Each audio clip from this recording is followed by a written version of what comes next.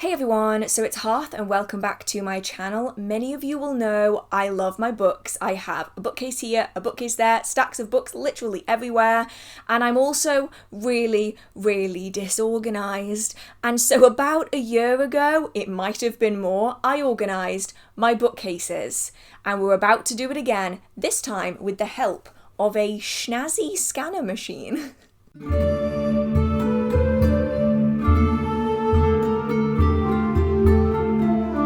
So I ended up getting myself this to help. This is the Terra 1D 2D wireless barcode scanner. This is not affiliated with them in any way, shape or form, by the way. It's just that this is the one that I got. And the point of this is because my least favourite job when it comes to organising all of my books is inputting all of the information into a database. Because that's essentially how I organise things. I put all the information in and then I alphabetize the name of the book, discounting the the's and as, and then I put them in a bookcase. And I like having the additional information, like which edition it is, because a lot of my books are secondhand, they're older editions, they're maybe slightly harder to find, perhaps the covers are no longer in print. And so I like getting to know those little details, and before you know it, I've spent several days, weeks even, typing things into a spreadsheet, and I just get really overwhelmed and then I don't do anything. So the plan is, this fancy fandangle device is going to help me with that. So I'll be honest, I have already played around with it because I wanted to know what I was getting into. So it came with like bubble wrap. And then we have the device. Now, it literally is wireless. Like, it has a little like USB port thing that you put into your computer. So it's currently sitting in my laptop because that's how I've been using it. And it does come with like a charging thing. Yes, charging thing. But this came fully charged and I have not had to charge it yet. And I've had this thing now for like 2 months. 2 months and I've not had to charge it yet. So, the way one of these things works is it reads the barcode on the back of the book. Do I have a book around? Watch this be the one moment that I don't have a book that is easily accessible. So, as an example, I have this one. This is Fairies by Orion Plain and Simple, and this is the barcode that you would need to scan. And when you scan that barcode in a system that has a lot of book information, it comes up with all of the information. And for this, I'm specifically using Goodreads. Once again, not affiliated in any way, but you can't just scan the barcode and have everything going to like an Excel spreadsheet or something. You need to be using a system that allows the barcode to be attached to some information. So we are going to scan all of these books and I'm so excited. It also makes a very satisfying noise every single time. So that's the plan, and this might take me a while. Welcome to my book corner. This is the bit that you usually see when I'm filming my videos, and it's why I've been putting it off for weeks. I filmed the intro weeks and weeks ago, and I've just not been brave enough to start because I knew the minute I started, I have a deadline because I then have to film other videos and I have to do live streams and I can't have it be a mess. I say that knowing that half the bookcase is currently destroyed because I've been using it for research. Oops. And I'm a little gremlin and I forget to put things back again. So the bookcase is already kind of destroyed. So really I shouldn't have worried that much about it. But I do have to get this done fairly quickly so that then I can film other content with a bookcase with actual books on it. So we are going to start by taking all the knickknacks down because I have a lot of knickknacks, from pumpkins to acorns. I have a lot of things. I like knickknacks. I like being that little hoard gremlin where I get to just store all of my stuff on a bookcase. There's just something so nice about it, but it does make it really hard to get to the books. So maybe I need to decide whether or not I actually want to continue being a gremlin or whether I should probably go for cottagecore minimalism. Just saying that doesn't sound right. I am not a minimalistic person. I am a maximalist to the extreme, but it does make using the bookcase really hard. So that's a bridge I'm gonna have to cross when I get to it. But for now, let's take off all of the knickknacks and then get sorting the books, which I'm actually kind of scared of. Like, for anyone who wonders the little knickknacky things that are on here that you can't often see, that is a beautiful fluorite skull. And then I have one of my wands. This is a one that I did not use that often actually, but I feel like I probably should. Like it feels good right now. Before it felt a little bit not quite right. This one feels really nice right now, whereas actually my main wand that I used to use, this is the one that I would use all the time. This one now doesn't feel quite right to me. It still feels strong, it still feels good, but there's something about this one that just feels better. So maybe next time I use wands in a working, I should try this one. Maybe. This is the problem of having multiple tools. You don't need more than one wand. You don't even need one wand, but it does give you the flexibility to kind of try different wands for different workings. And these are made of 2 different woods. And so maybe it's worth, you know, switching them out, trying. You also might find that wands will come back into fashion again within your magical practice. So like you'll be using one for a while and then this will kind of fade away and then you'll bring this one in and then you'll like switch it round. Everything's kind of cyclical when it comes to magical tools. Now, where am I going to put these where they're not going to break? And then I really need to get this on the wall. I think maybe that's my next job, to save there being so much stuff on here. I think I need to start putting stuff on the walls. I know that makes it even more maximalist in here, but at least it means that I could get to my bookcase, which would be a nice change, because if I move one thing on this bookcase, all of the trinkets fall over. It's a mess. It's why I'm very, very careful during live streams. I actually have quite a lot of these skulls. This is another one. This one is so detailed, like just absolutely beautiful. Love that one. I think, which one is this? Is this the Shungite one? Either way, it's gorgeous. And then I have my little Halloween ghosties. I got this from HomeSense. Well, I got these from HomeSense last year. I intended to only have them up as a Halloween thing and then they just stayed there because they're so cute. There is another one here. This one. A little batty, but I think my favourite one is actually the devil one. And the little pitchfork. They're so cute. You might still be able to get these if this video goes up before Halloween. They might be available in HomeSense again this year. If you're in America, I think it's called TJ Maxx in America. We have TK Maxx and we have HomeSense. There's like 2 different versions of the same company. Thing is though, if I become minimalist, where's my beautiful hair lady gonna go? Oh, and also, if you are wanting wands that are perhaps slightly unconventional, this is a driftwood wand.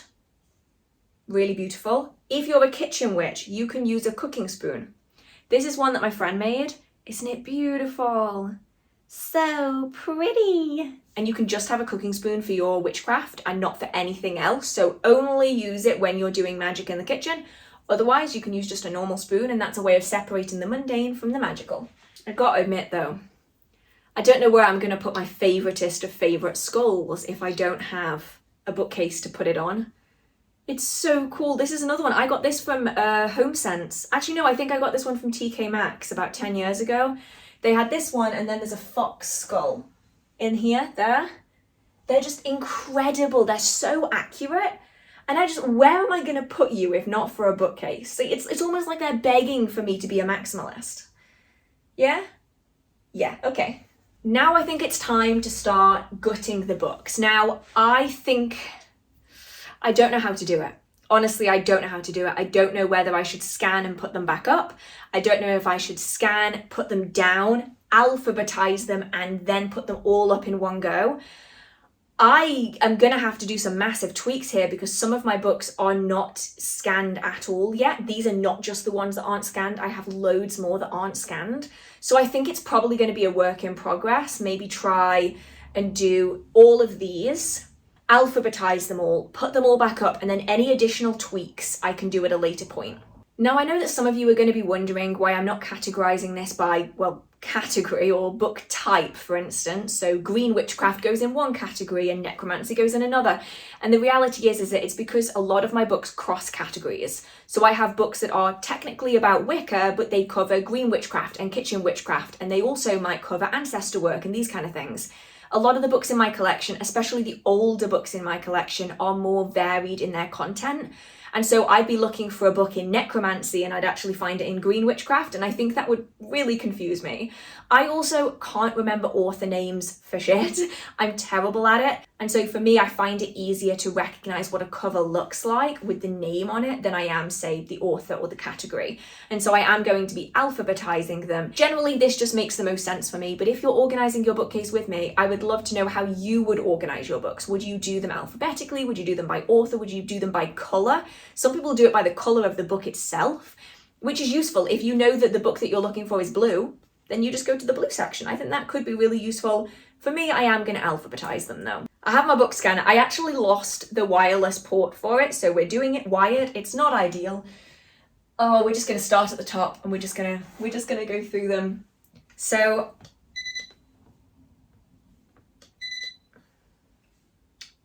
well, that's a great start, isn't it?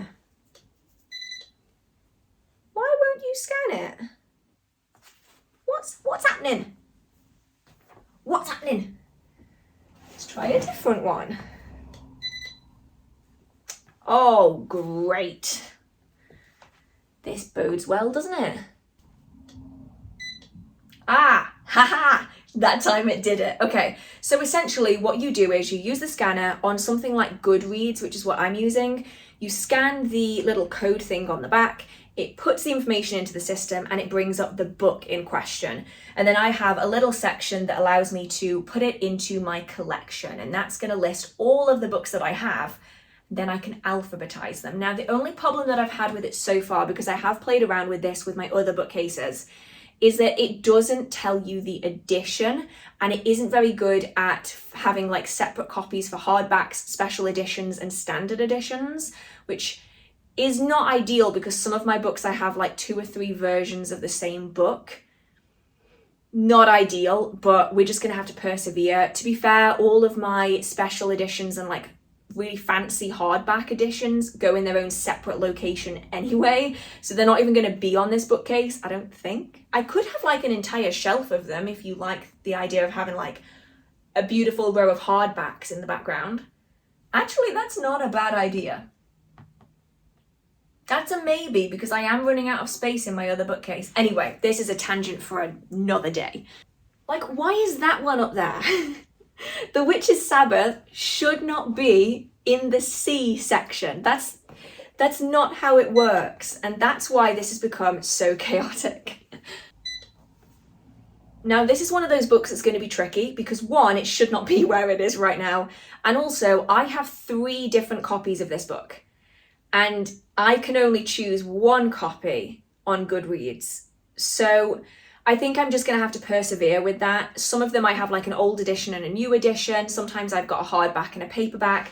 I think I'm just going to try my best and make that work, but it is going to skew the numbers a little bit, which is kind of annoying because I like knowing all of the little tiny details, but alas, we will have to persevere.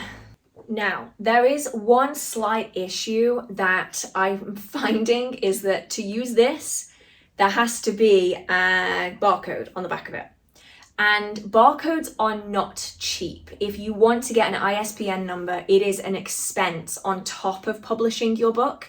And a lot of indie authors don't do it because, understandably so, if they're not selling their book in a shop, they don't need one. And if you're only selling it on like a market stall or online, then it's kind of an extra unnecessary thing. But it does mean that books like this I'm going to have to put in manually. So I'm going to put them in a different pile and then I'm going to get to them all at the end because I'm having to like lean down to get to my laptop, and I don't want to be doing that the entire time. So I'm going to do these all at the end.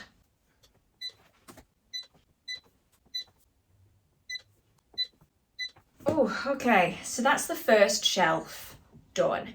So far, I don't know what this is going to come to. So far, I'm already at 145 books, and I've done, well, not many of them. So that we could be here for quite a while. But I think I need to move my books now before it becomes so many that they start falling onto the floor because they're in like a giant pile here.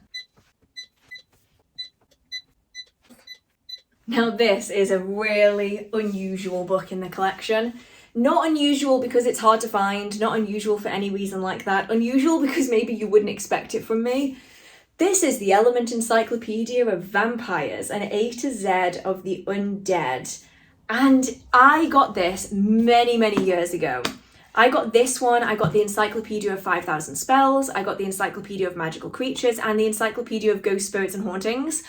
They're all really good books. They're my favourite out of all of them is 5,000 Spells, and then it would be Magical Creatures, then Ghosts and Hauntings, then this one. But they just cover so many different things, like little stories, like reverence. What else have we got? Creating a vampire, the different mythologies of it. I love like spooky, ooky, cryptozoology kind of stuff. And so books like this have always fascinated me. And I still have it in my collection, even now. It's not very well read though compared to the others. Ah, unnecessary. Scaring people like that. It's just not right. Ah. Pet peeve. Price sticker over the ISBN number. Oh, it's one of them stickers. Come on. Come on. You can do it. You can do... Oh, no, you can't. You're just going to rip. Okay, well, that's going in the pile that I need to sort out later. Okay, then we have a very, very, very special book that I need to be very, very, very, very careful of. If anyone has missed the video where I showed this, I will link it up here. Some of you will recognise this.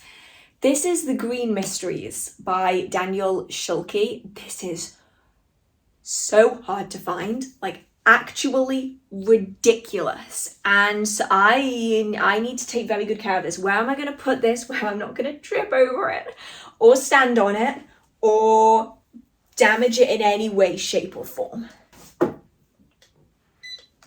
Ah, and sometimes the ISBN number doesn't work. There we go. And then I have some of these, which makes it a little confusing. So these are the illustrated herbiary, if you can even see that with the light, and the illustrated bestiary. These are like box sets, so they contain a book, as far as I'm aware. They contain a book and an oracle deck in each of them. So I'm not sure if, do I count them as a book? I feel like I should count them as a book because they are a book. Like inside you have like a beautiful book. I can just pull that, help me get it out. So inside you have like a hard cover book, which looks like that. It's really, really pretty. And then you also have a deck inside. The deck has got like gold edges on it. They're really, really pretty. I can't say I reach for them very often, and that's because they're in the box set. Like I tend to find that if a deck is in a box and it's like squirreled away, I often don't reach for it. So maybe I need to put these somewhere else so that I reach for them more often. But yeah, there's a few different versions. They're all done by Maya Toll. And I think I probably need to find a better home for them. For now though, I'm mainly focusing on the book, which has not got an ISBN number on it. So I think I'm gonna have to do this manually. But yeah, the book contains like information on all of the cards and like different rituals and different reflections and stuff that you can do for each of them, which I think is pretty cool.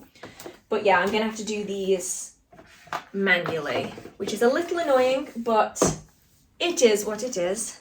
Well, they might have had ISBN numbers on it. It's just kind of hidden in this green thing. Okay, well, damn it. I'm not opening them up again yet though. I'll do that later.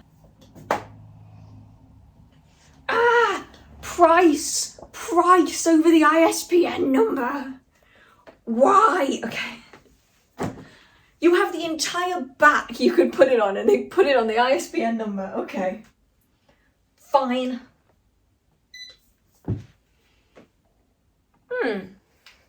That's weird.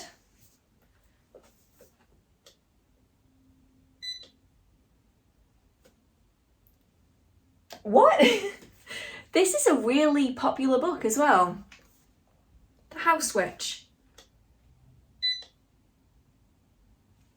Doesn't have a functional ISBN number. Huh, okay, I'm gonna have to do that manually. That's really weird. Normally the non-functional numbers are on kind of harder to find books, whether they're like older or they are like weird editions, but to have a new book have an ISBN number that doesn't work, that's a bit weird.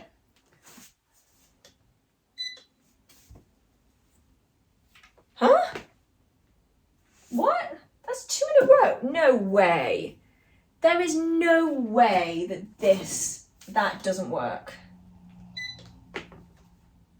But that works. So, what? Does that mean I just found 2 books back to back? Both of them are new books. This is The History of Magic by Chris Gosden. From Alchemy to Witchcraft, from the Ice Age to the Present. It's a really cool book. But are you telling me that doesn't work either? Yeah, that one doesn't work either. Weird. The last time I did a bookcase tour, which I'll probably do maybe after I've organised it, I'll kind of go through everything. I showed this book really briefly and I forgot to mention who actually wrote it, and I got loads of questions about it. You can tell how like worn this book is. It's battered and damaged and like all the pages are water damaged. This is The Witch's Garden by Ellen Dugan or Duggan. I'm not entirely sure, but it is green magic, herbalism, and spirituality.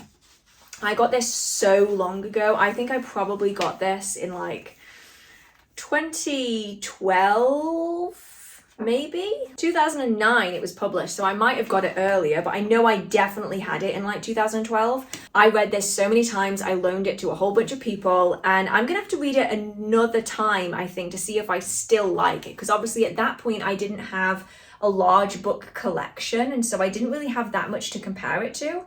So I'll have to read it again and see if I still like it, and wow, is it probably one of the most battered books in my collection that I've damaged.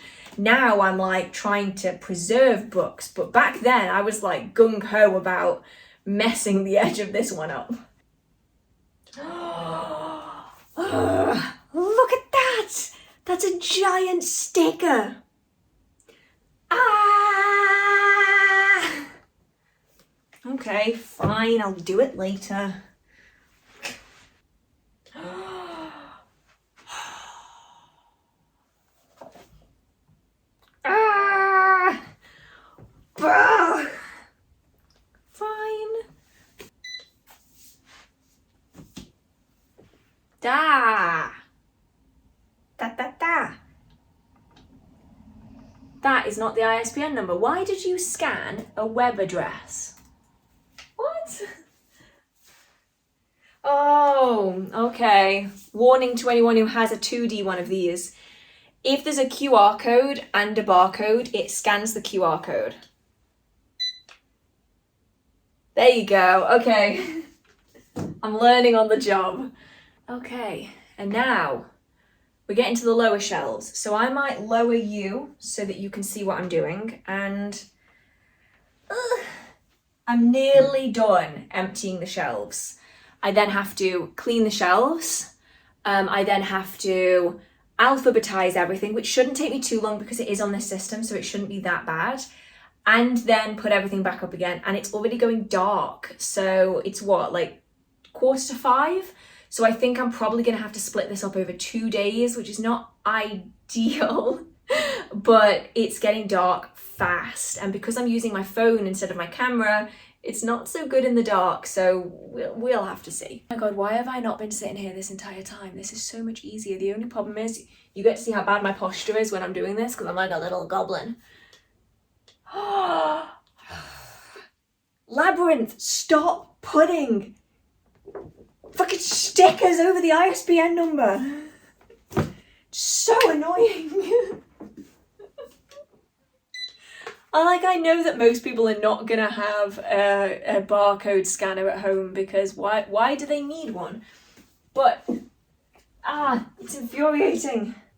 Couple more pamphlets, put them down there, and a couple of old editions Witchcraft from the Inside by Raymond Buckland. Personally, I wouldn't recommend it, but it's in the collection now, so I'm gonna look after it as best I can.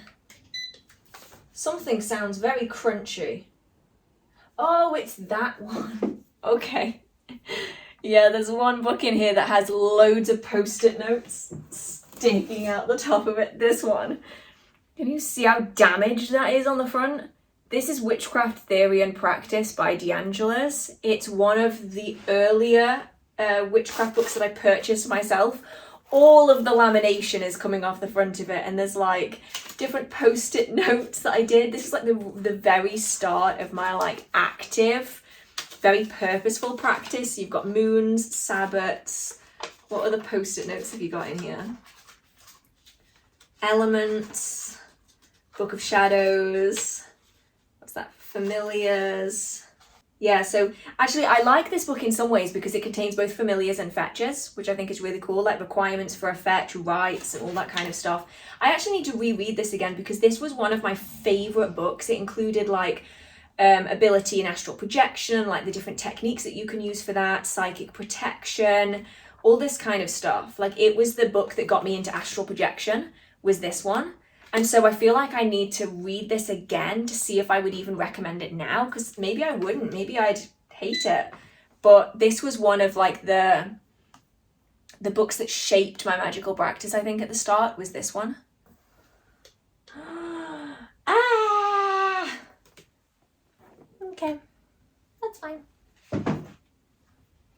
I'm so close to being done on this bit.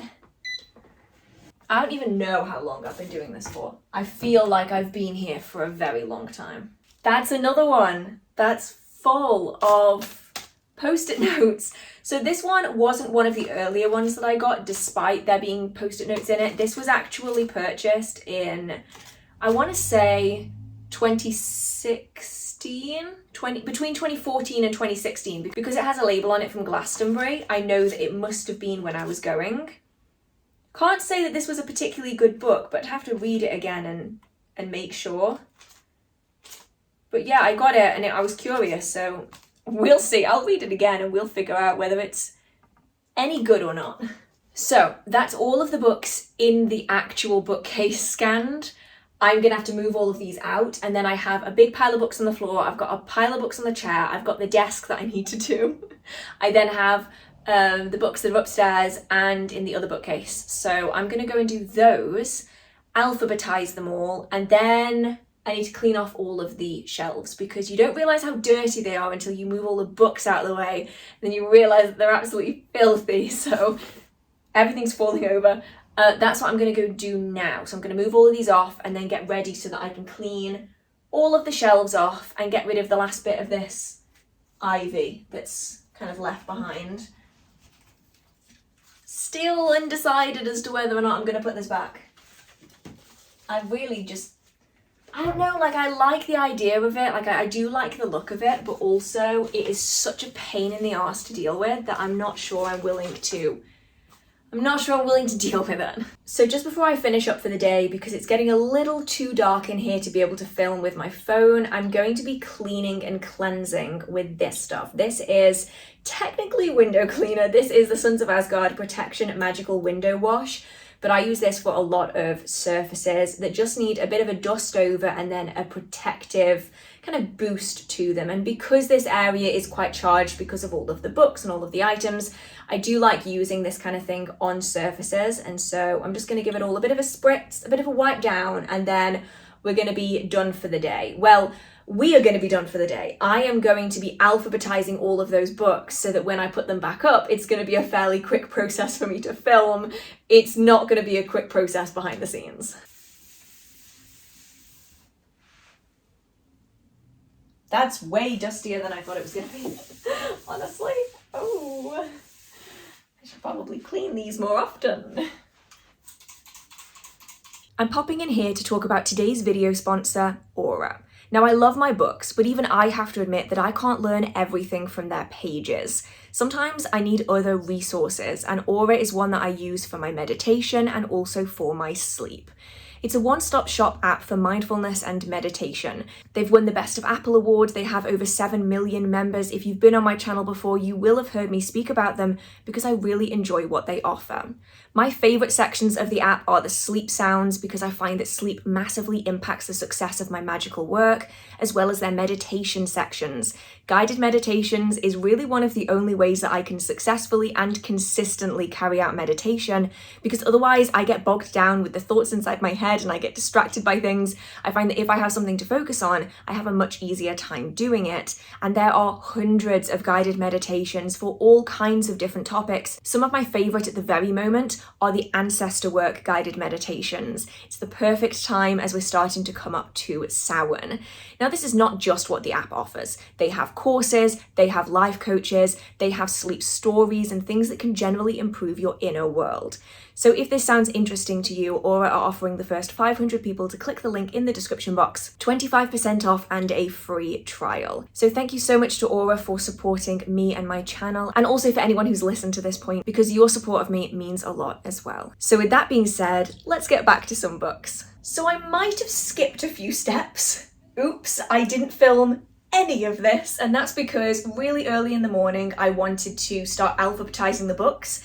I sat on the floor and I started alphabetizing them, and then I went, you know what would make this so much easier? If I alphabetize them and then put them in stacks on the shelves so that I could then just slot them in.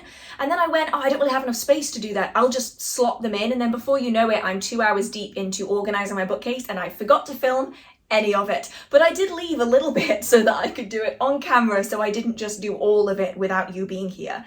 So I have a couple of shelves that still need to be done, and honestly, I'm kind of struggling a little bit with it. Not so much the alphabetization, but more fitting it all into the space I want to fit it in. I've even taken out all of my knickknacks and my skulls and stuff, and there still isn't enough room for all of my books. I have 2 stacks of books on the floor next to me, and as in like below the camera, I'm pressing the top of one of the stacks of the books. That's like small child height. And then the sofa is also covered in even more stacks of books. So I have another stack here that's not super big, but it's still there. And I've got another one next to me. I've got more on the floor. And then I've got 2 full bookcases in another room. And I am kind of at a loss as to where to put anything else. I'm genuinely just not sure what to do with them. I think this might be a sign I need to buy another bookcase, but I'm not really sure where to put it. So we're going to be working on these shelves now. I managed to fit A through C onto this shelf, or at least for the most part. There's a little bit of the C's over here. And now we're going to start working on one of my favourite sections, which are the kind of fairy magic, fairy lore books, which are the ones that I really wanted to talk to you about anyway, because they're some of my favourite books to actually read. So most of these have already been alphabetized. Thankfully, it's going to make this so much quicker, although I did knock over the giant stack about 10 minutes ago, so I don't think that's in the right order anymore, so I might have to manually alphabetize that, because oopsies, I didn't intend to knock that over. Fairy magic, fairy lore section is one of my favorites to read from, and I know that I said I was going to do videos on them a few years ago, but I am slowly working my way towards doing it. And some of them are new, like this one, that are going to be added onto the list of books that I need to read for those videos. So this one is Finding Your Elven Heart, Working with the Inner Realm of the She. That one is brand new. And by brand new, I mean I purchased this last Beltane, as in Beltane 2023, and I still haven't got round to it on my to be read pile. Oops. And then a lot of them have like got bookmarks in where I started reading them and then got distracted. Oh, actually, I lie. This one has a bookmark in it just from when I purchased it. I get a lot of my books from the Speaking Tree, or what's now known as the Hollow Hills, and they give you bookmarks. So I end up just collecting all of these, and then they end up just kind of rammed into various books in my collection. I really should just though keep these to one side. Maybe I should have like a little like pouch or something down here that I can like slot all of my bookmarks in. I think that would be kind of cool, because what instead happens is I end up using random things. For now though, I'm going to put you there. and I will inevitably lose it forever. So this is one that I do really want to talk about. I like it so much I have it in 2 different copies. They're 2 editions. They're pretty much the same. This is the earlier one. This is the later one. This is the cover that you can get now. This is called Folk Witchcraft by Roger J. Horn. And oh my goodness, this is one of my favourite occult books I have ever read. I read this so quickly. The writing is actually really nicely sized and the font allows me to read it super easily. I struggle because I'm dyslexic, so I often have to, like, if I'm on a computer, I have to use like the Open Dyslexia font. So this book is really easy for me to read, which is super duper refreshing, and it's so interesting. It covers so many topics. So if I go over some of the topics, I need to put one of these down. Let's put you down there. So it covers approaching the law, magic and folk witchcraft, spirit flight, the witches' sabbats, meeting with spirits, the old ones, as well as rooting into the land, spirits of ponds, lakes, streams, waters, mountains, rocks, caves, tree spirits, spirits of herbs and plants, animal spirits, sabbats, seasons, tides. It goes into different familiar spirits, the beginning of spirit work, dreams, visions, the black book, other varieties of familiar spirits, the language of spirits. Oh my goodness, it covers so much stuff, including banishing, sigils, conjuring spirits, fetishes and vessels, as well as practices including calling to the familiar, tools of the art, to lay a simple ring, to lay a more ornate ring that's akin to laying a compass. You then have simple sabbat rites, ornate sabbat rites, different rites for the different sabbats. You then have the conjuration of different beings and spirits, as well as various charms. And oh my goodness, this has got to be one of my favorite occult books ever. So much so I have 2 copies of it. So if you like similar practice to me, you might want to check this one out and see if you like it. But yeah, so good. Okay, this is another one that I thought was just really interesting. I could do this for all of the shelves. Maybe I should do like a look into my bookshelf kind of a video where every so often I do like a different shelf and we look at the interesting things. But this is one that I got really recently. This is an old copy. As we can see, it's kind of damaged at the top here. It's rather fragile. This is called Folklore, Myths and Legends of Britain. And I got this from a National Trust shop. Like, in National Trust in the UK, for anyone who doesn't know, I love them to pieces, is an organisation that takes care of historical sites and locations, primarily buildings. In the UK, we also have what's known as the English Heritage, which primarily looks at historical sites. So things like Stonehenge fall under the English Heritage and the National Trust. Whereas some places like Lindisfarne Abbey, for instance, is English Heritage, whereas Lindisfarne Castle is National Trust. Anyway, regardless, they have shops that you can buy things from. And then they also have secondhand bookshops, and all of the money that you spend in the cafe, in the shops, in the bookshops goes into looking after the property that you are looking at for that particular day, for instance. Many of you who follow me on Instagram will know I'm an avid lover of the National Trust. I've been a member since I was a child, and I probably always will be, and I love looking at their secondhand bookshops.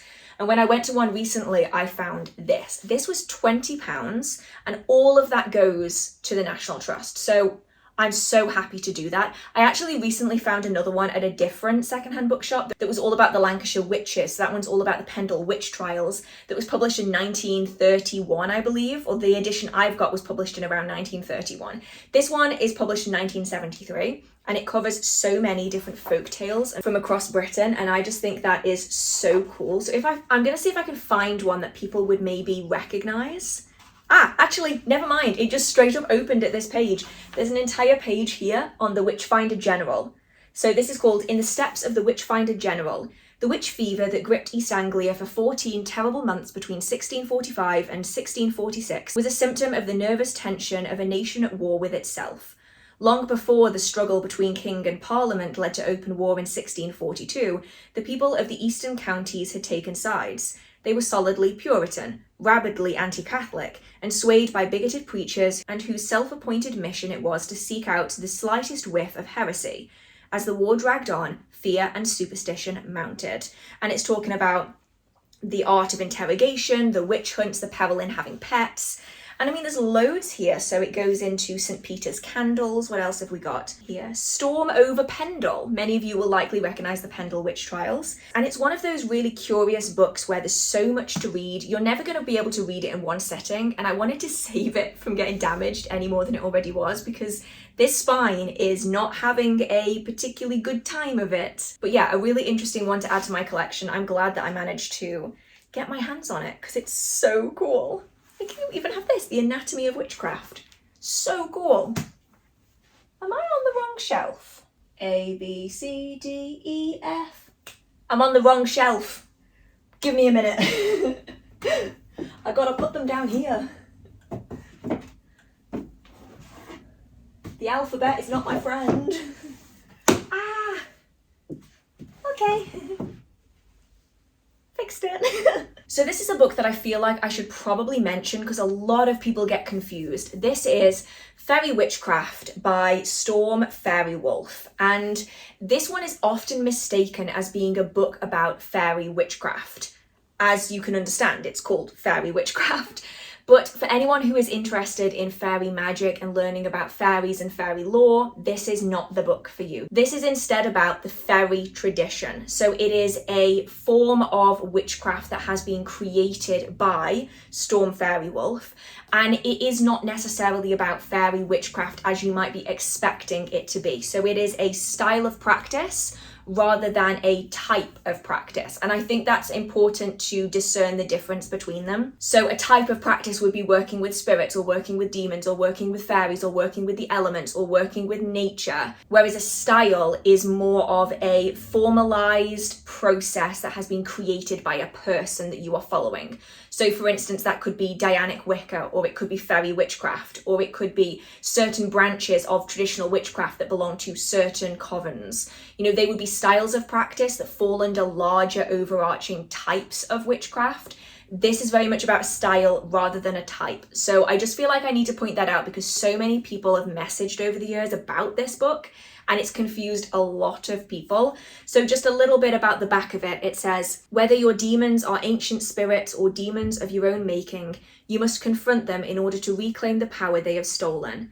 Guiding you through enchantments, demonic rituals, divine possession, necromancy, and occultus maleficium, this book helps you to cultivate and explore your forsaken shadows. When you peer behind the veil of comfort and face your most powerful fears, you can truly begin to refine and strengthen your own magical will.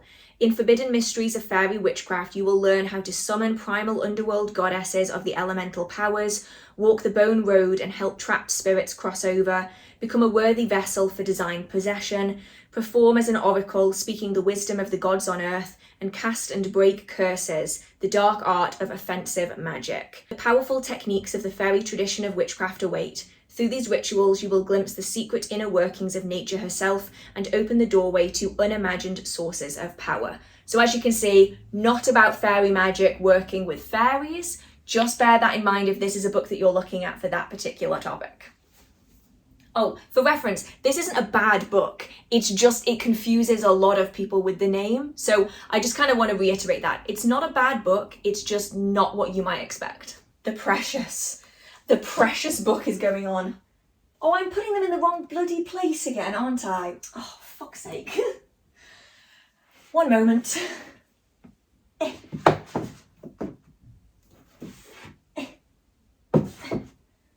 And I know that some of you will have spotted that and you'll have gone, Hearth, are you an idiot? Why are you putting them on the wrong bookshelf again? Oh, it's because this one's here. There we go. Because that one is going to live up here, but it was too heavy to put on the big pile, so yeah. Nope, this one. There we go, pat on back, you got it right. Now some of you might already realise this. I'm a sucker for books about ghosts. Ghosts, hauntings, cryptids, spooky ookies, anything that goes bump in the night, I love it. And when we go to places where they have books about hauntings in specific locations, this one's all about Northumberland, you know I have to get it. I end up with so many of these. They cover so many cool kind of sightings, experiences, and especially if you can find them for your area, it can be so interesting to find about the hauntings that are surrounding you. And even if it's just places that you've been to that you recognize, you might find that there's hauntings that you never knew about. So in this book, for instance, so one of my favourite places to visit is Bamborough Castle. It is so beautiful, and there's an entire section on it. If you want to see what it looks like, it looks like that. It is absolutely incredible, and to know that there's so many hauntings, there's a pink lady, which is just so cool. It's about a Northumbrian princess who once resided in the castle, who fell in love with a man who was subsequently sent overseas by her father simply because he did not believe in their relationship. And there's just so many hauntings that you just wouldn't expect. I'm a sucker for these books. Nope, this one. Eventually I'll get it eventually. I've already talked so much about this shelf. This is why I almost feel like I need to do the different shelves in different videos, because I could just talk for England about this. HearthWitch by Ray Beth, right? There's a couple of books by Ray Beth that are all about hedge witchcraft. I would like just to PSA here. They are really, really good books. They're really informative. They're really interesting. At least I found them very interesting. They are not about hedge witchcraft. I just want to kind of let everyone know that, because I know that when people recommend books on hedge witchcraft, this is usually one that they recommend. Hedge witchcraft is also known as riding the hedge, hedge flight, spirit flight. It's also known as astral projection. And it's the ability to separate the spiritual body from the physical body so that you can traverse the spiritual planes whilst you are astral projecting, hedge riding, however you want to refer to it as. These books are not on that subject. They are about Wicca. And Ray Beth, especially in the original one, especially in the original one, which is this one with this cover, they are letters between Ray Beth and two individuals who want to learn about the practice and the art and everything that surrounds it. And I find this one so fascinating because it shows how learning was done in the 80s. Like, I think it's late 70s, early 80s that these letters take place. And it shows how it was done, and it gives us a perspective on how much freedom we have now in the modern day and how much access we have to information that was never found before. You used to have to reach out to a magical practitioner and ask for them to mentor you. This could be in letters, this could be in person. Sure, they could recommend some books on the subject, but it's not the same as it is today, and I think that's really important to remember. So if you're interested in that, then these books can be really good. This one is primarily focused on the letters. This one is more like a standard book on the subject. They are both about solitary Wiccan witchcraft, and that's what Ray Beth refers to as a hedge witch. Today, that term is not used for a solitary magical practitioner. That would just be a solitary witch. Instead, it's used for a very specific branch of witchcraft, so just bear that in mind. It's a little bit like the faery witchcraft book. They're not bad books, it's just that if you get them expecting them to be about hedge riding, you're going to be disappointed. Shit. Where did these fit in? Oh no! Did these come before or after?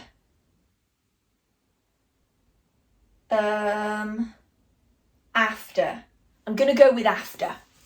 If it's wrong, I'll sort it out later. This book is actually incredible. This is A Deed Without a Name by Lee Morgan, and this opened my eyes to aspects of folk magic and the thought processes of the people that came before like no other book has. It's not going to be for everyone, but if you are interested in my style of practice again, then this one could be something to look into, and just such an underrated author I found in the community, or at least it seems that way. Does this have another bookmark in it?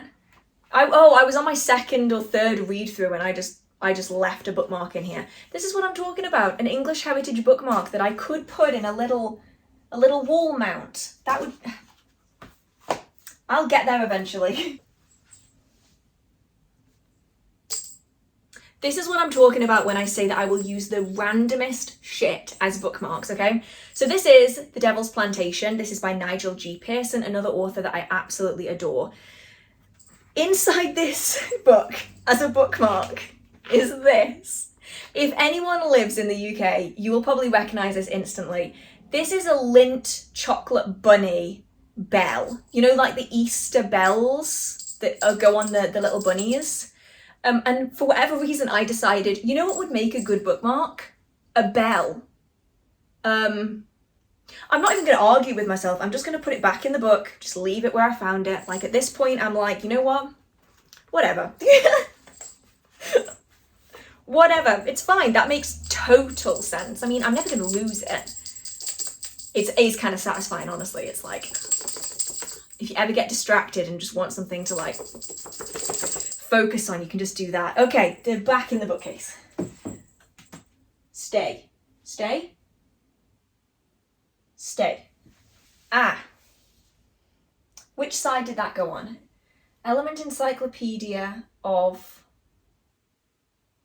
I don't know which way around to put this. I feel like the alphabet finishes before the numbers start, right? Unless you count the 5,000 as being a 5, like an F, instead of a number. Okay, we're gonna go for this way around instead of the other way. So this is, that's a very heavy book. I don't want that falling over. So this is one of those books where I love this. I use this so often. It is battered. You can see all of my little note strips in here where they're just pieces of paper that I've like torn off an old notebook and just rammed it in. This is very, very beloved for me. This is the Element Encyclopedia of 5,000 Herbs. No, it isn't. This is the Element Encyclopedia of 5,000 Spells. I'm not sure where I got that confused. And this is one of the first books that I got that was like a spell book. Like, I think this was my first ever spell book. This covers 5,000 spells that vary from fairly recent to really, really ancient. Some of the spells, I mean, it even gives a warning at the very start. I'll see if I can get the warning up. If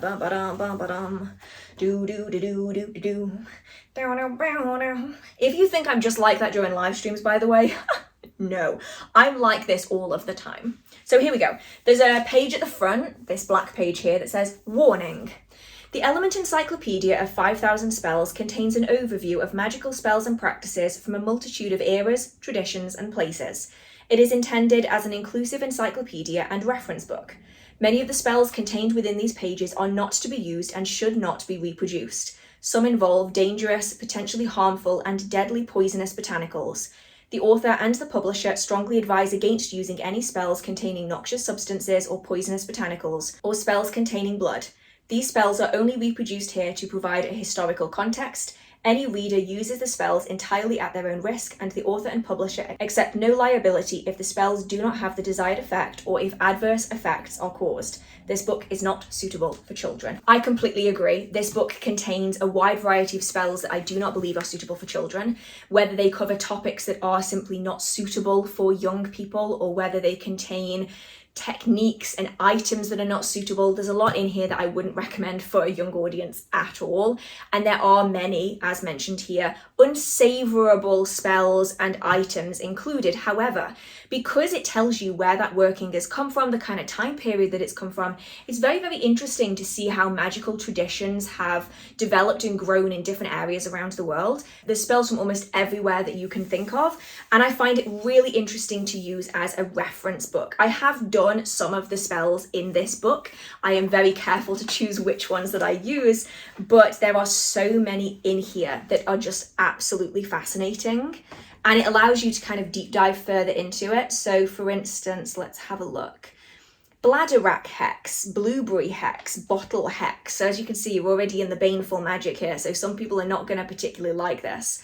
But then there are also like the Psalm Distance Healing spell, the Talisman Distance Healing spell. What else have we got here? We've got Dream Oils, Dream Massage, Corpse Vision. What else have we got here?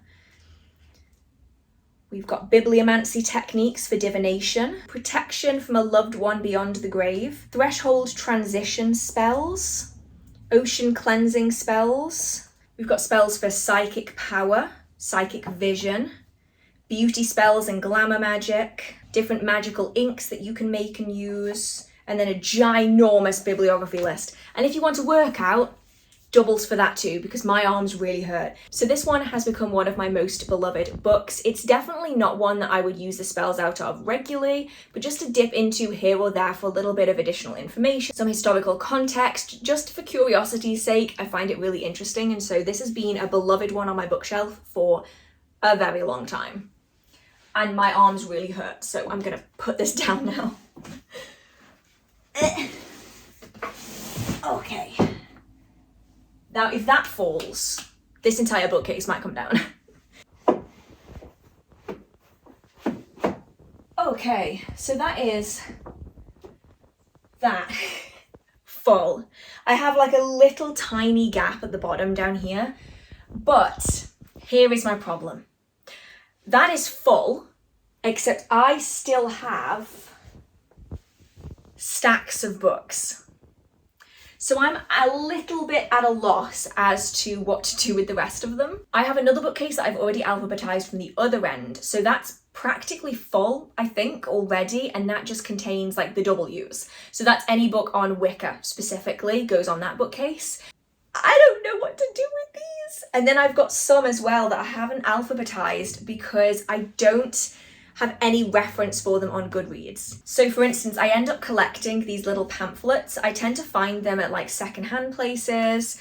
Sometimes you can get them at like car boot sales. They're these little pamphlets. So I've got two which are on Cornish witchcraft and witchcraft in Cornwall. These are both by Kelvin I. Jones. Now, Kelvin Jones has a book on Cornish witchcraft, so I could put that in as the Goodreads listing, but it's not necessarily accurate because they're not books, they're pamphlets. And then I have this one, which is by the University of Wales, and it is The Legend of Merlin. And I don't know where to put these. I have more, so I'm actually incredibly grateful to have access to this. But I have one of the earlier editions of High Magic's Aid by Gerald Gardner, and that's in a similar format. You can hear next door's dog barking. So that's in a similar format, and I also don't know where to put that because I don't really like them standing on their edge because they don't have a particularly strong spine. And especially these ones, I'm not sure if you can see down here, it's quite a bit of staining. At best, it is staining. This one is the same as well. I'm not sure if you can see down here.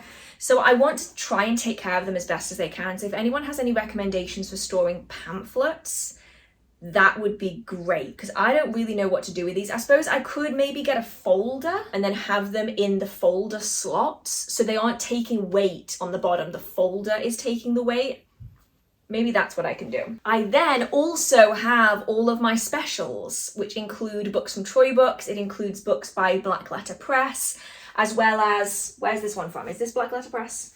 Yes, that's Black Letter Press too. So I also have things like Natural Magic by Giambattista Della Porta, which I want to keep safe, but also they're so beautiful. Like, look how pretty that is. And so I think these might end up going in the original cabinet again, where they came out of, and I should just alphabetize them separately because, yeah, I don't think they're going to fit here. I don't think that's going to happen. Why haven't these been scanned in, for one? Like, I have another Element encyclopedia. That should be on the E shelf here. But if I put it here, I then have to reorganize everything below it. Remind me again why I wanted to alphabetize these books. I'm starting to regret that decision now. Okay. I'll get my iPad and we'll see what we can do. I ended up going for my laptop instead because then I can use the scanning machine if I need to and try and figure out where these go. I'm tired of doing this now. It's one of them where it's a bit like when you're cleaning your room. You start cleaning it and then you realize like halfway through that you have no motivation anymore and then you just kind of shove everything up a corner and go to sleep. I kind of feel like that, except I need to film a video tomorrow. And so I need this done and this space clear so that I can actually film other content. Otherwise, I'm gonna be behind schedule. Yes, hello. Okay, so what do we have here? So we have Beneficium. Okay. Yeah, there's loads of books that I apparently forgot to scan, like this one. So stick you there for a minute, because this is going to be a problem, because obviously I've been alphabetizing it based off a list I thought was finished. It turns out I did not finish the list. I must have gotten distracted or something, because there are books here that I just haven't finished. This one is so cute, by the way. This is Merlin's Magical Creatures. Now, this is obviously not like a working book or anything. Like, it's not for the practitioner per se, but it is for someone like me, or you perhaps, who is really interested in spiritual beings and how they present themselves in folklore and legend. And this is a highly beautifully illustrated book that covers all kinds of different characters from the legends of Merlin and King Arthur. And I think that's just so cool. Like, let's have a look. So we've got beautifully illustrated, and I just love this kind of book. I'm an absolute sucker for it. It reminds me very much of, if anyone has seen the Spiderwick Chronicles, but the movie, not the new TV thing that they're doing, the movie.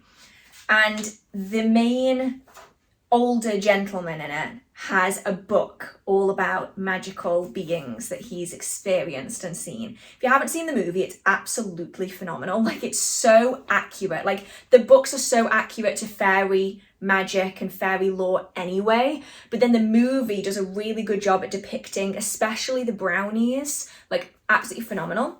But yeah, this is very similar to that. So you got the puka, and just so cool. And it covers like the lore as well of like where they're from and the history, and so cool. Right up my alley. One of my favorite books I have, actually, and it always has been, because it's just like a comfort read almost. It's like cute, cozy folklore whimsy.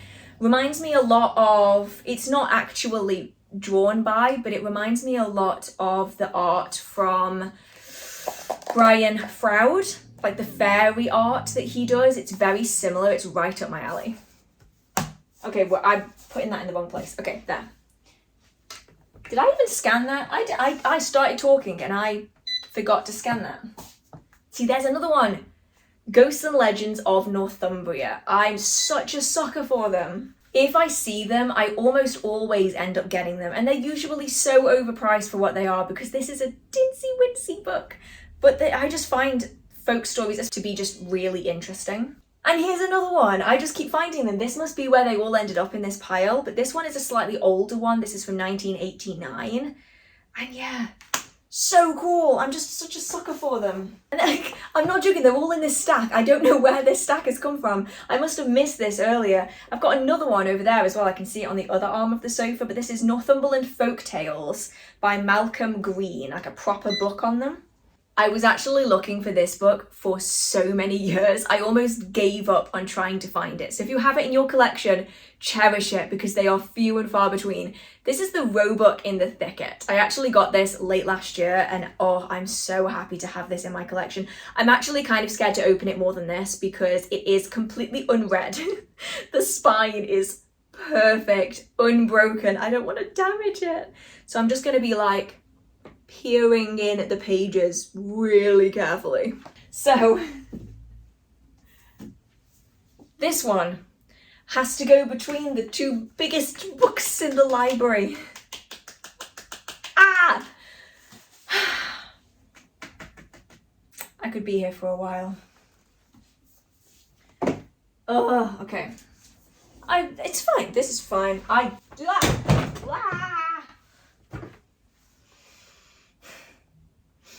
I shouldn't be allowed to do these things. I need adult supervision. How am I going to do this? I have to move so many books in order to do this. So I need this to go here. The first gap is down there. That. Okay. Now it can vanish into the bookcase. Okay, next. Merlin's Magical Creatures comes after Merlin and the Discovery of Avalon. There. Can I fit it? Can I fit it? Will it fit? Will it fit? Just. Wow, that's a tight squeeze. Okay. A treasury of British folklore. A, B, C, D, E, F, G, H, I, J, K, L, M, N, O, P, Q, R, S, T. I'm so close. It's not there. Well, it should be there.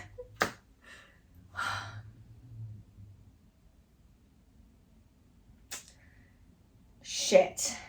Why is it not under treasure? Please don't say it's under A, This is something I'm noticing. Goodreads tends to vary how it does things. So I have some books in here that fall under like the.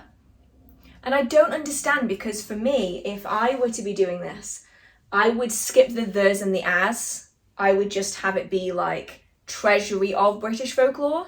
I wouldn't have it be a treasury of British folklore. But some of them just don't make any sense. So there's one here that I don't actually know where it is.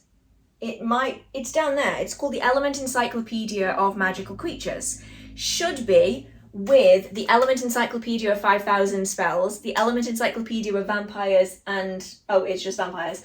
And then it should also be with the Element Encyclopedia of Ghosts and Hauntings. But for whatever reason, Goodreads classifies it under the instead of element.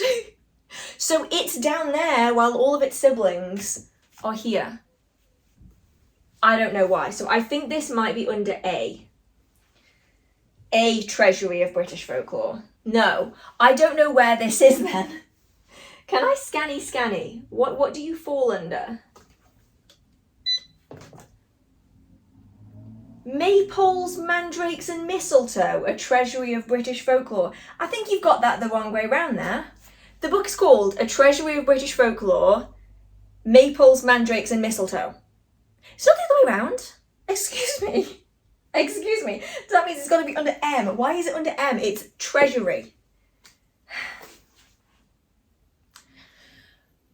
Okay.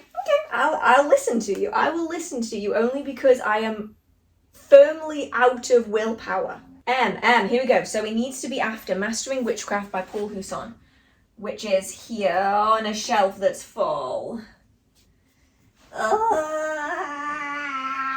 I'm at the point where I don't really know what to do. I have gotten this far, I've gotten so far with it, and I just know that if I keep messing with it,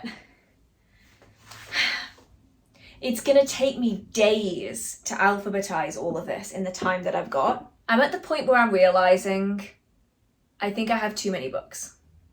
Well, I have too few bookshelves. This would be so much easier if I had more bookshelves, but because I only have this one and like a few extras, like extra like half bookshelves, I don't know what to do with the rest of the books. And I'm gonna have to come up with a solution because I can't keep messing with this. Like, it's taken me days to get it to this point, and yet there are books that I'm missing out of the sequence, which is gonna really annoy me. I am very much a more is more. More is good, maximalism. Bits everywhere, stuff everywhere, let's do this. Maybe I should learn to be minimalist. Oh, I don't like that. I don't like that one little tiny bit. But I don't know what to do with this stuff. Like, I have stuff that should be going on walls, basically. I have artwork and stuff that I've been putting on the shelf that should be on the walls. So maybe what I need to be doing is putting things like my absolutely gorgeous pumpkin. Maybe he should be going on the wall. Actually, that looks really nice there. That's like the perfect gap for him. Or I could put them on this wall. But then that's just maximalism in a slightly different place. I'm just moving the maximalism off the bookcase and I'm moving it onto the walls. Or I actually think I prefer him there. I really like that. So, yeah.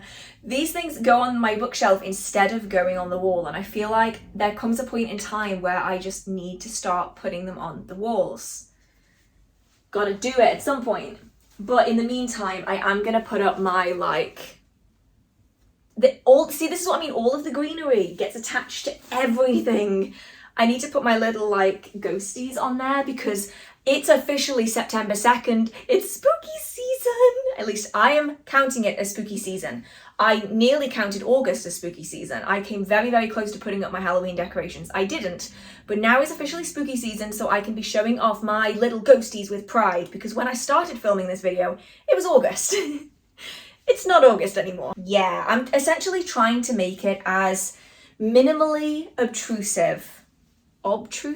Intrusive. Obtrusive, God.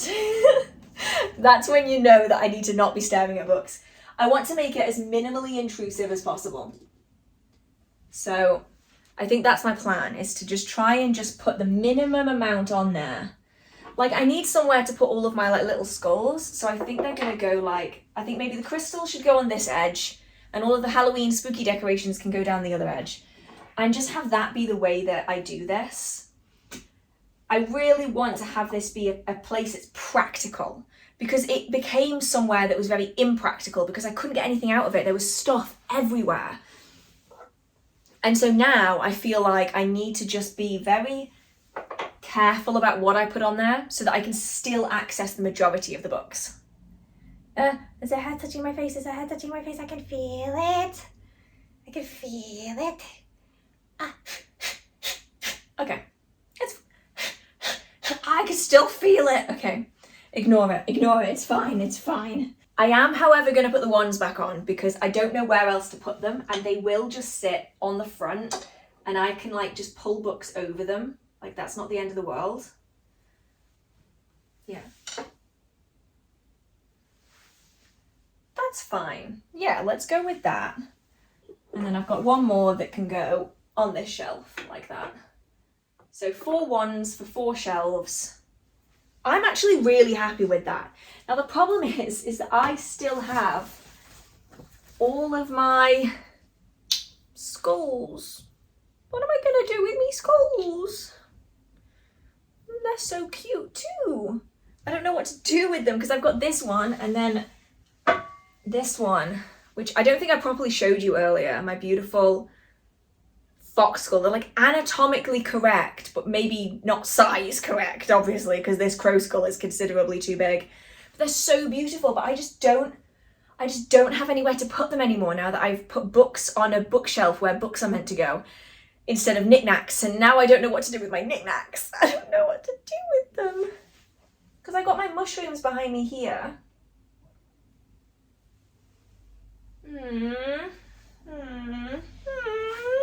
I don't know what to do with them. I'm gonna have to find somewhere for them to live because they're so nice. So that is my bookcase, basically finished. Now, obviously, I still need to find a home for all of these, and all of these, and all of those, and all of those, and the giant stack that's in the other room, and all of the books that are half read upstairs. Yeah, I'm definitely not done, but for the purposes of organising this bookcase, I think I have to call it a day. I don't really have any more room for any more books. There's very little wiggle room, especially on the shelf. There's like no wiggle room at all. I think I'm just gonna have to leave it as it is, and then find a home for all of the knickknacks. Usually my bookcases are more knickknackified, but at this point, I think I'm gonna have to prioritise practicality over pretty.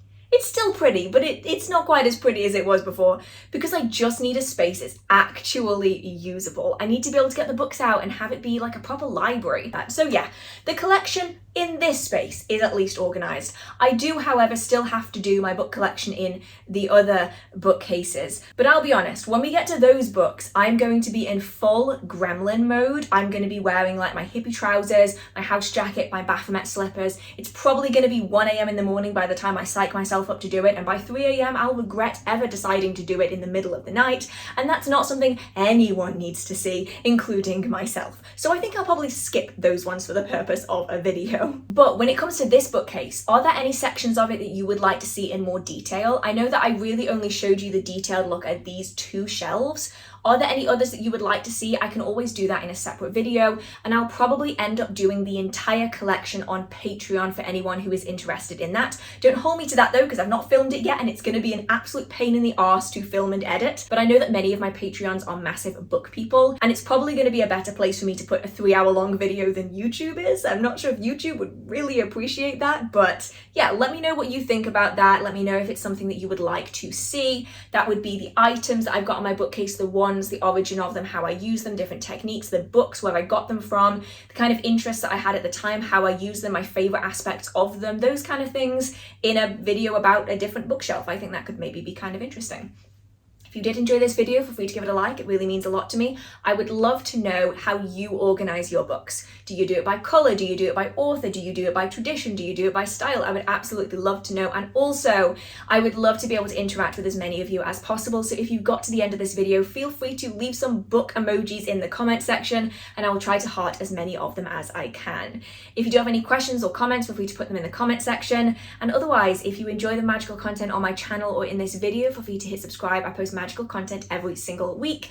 And I hope you have a marvelous magical day. I hope you're all staying safe, and I will see you in the next video.